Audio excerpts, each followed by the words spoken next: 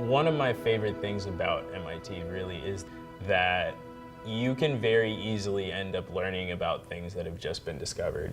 But it's sometimes hard to kind of conceptualize exactly what you're working on and where all these new emerging technologies are coming from. 2002 is certainly a core mechanics class in our department. Knowledge that this class provides a fundamental knowledge base to understand how materials deform. So it's looking into a deep dive of how different materials will respond to different stresses and strains in different ways. It not only provides the fundamental theoretical background, but also this hands-on experience. That's very unique. This year, we wanted to introduce students to this new field of nanotechnology, but specifically to this concept of nanomechanics, which is understanding how these nanoscale features behave in a mechanical sense. And so getting to do this lab, like go into the nano lab, which is something so special to MIT, was just unbelievable. Like you kind of walked in and it was, wow, look at all this stuff going on around me, look at the engineering going on. Like people are literally like pushing the bounds of engineering right in front of me right now. It was just kind of like an almost out-of-body experience. We had this design challenge where students were introduced to this new concept of metamaterials. In other words, materials whose structure leads to a certain mechanical behavior. The design requirements were pretty clear.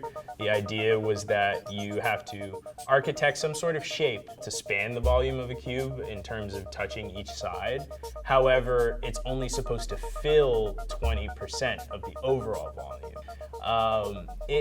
Essentially what they use are something like 3D printers, but instead of the FDM printers that a lot of people are used to, they're lithography printers, so they shine a laser on some resin to harden that resin exactly where the laser hit it. I mean, I knew it was gonna be smaller than 1 inch by 1 inch, but then you see it. Well, you don't even see it. It literally looks like it doesn't even look like a speck on a plate.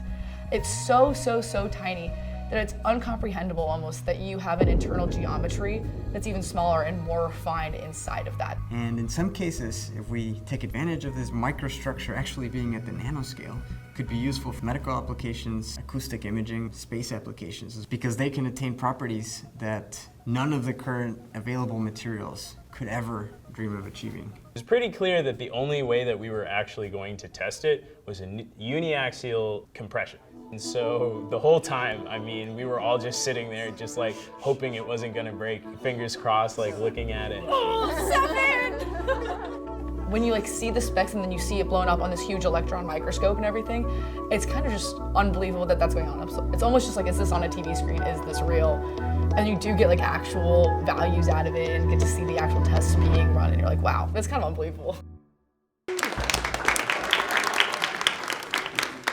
I'm really glad that mine did well enough that I have a very small trophy. It's engraved, apparently, or so they tell me. I can't see it to verify it, but it is nice to have it.